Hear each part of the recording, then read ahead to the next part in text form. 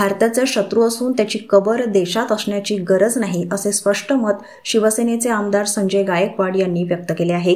देशाच्या शत्रूची कबर महाराष्ट्रात कशासाठी पाहिजे? औरंगजेब हा आमचाही शत्रू आहे, त्यामुळे त्याची कबर लवकरात लवकर काढून टाकायला पाहिजे, असे गायकवाड म्हणाले। काँग्रेसचे माजी प्रदेशाध्यक्ष नाना पटोले यांना मुख्यमंत्री बनवण्याच्या चर्चेवरही संजय गायकवाड यांनी टोला लगावला।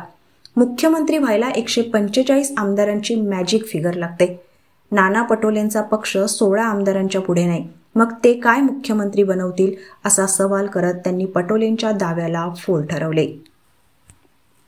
प्रयत्न सुरू होत आहे राज्यामध्ये। औरंगजेब हिंदुस्थानचा शत्रू आहे, भारताचा शत्रू आहे।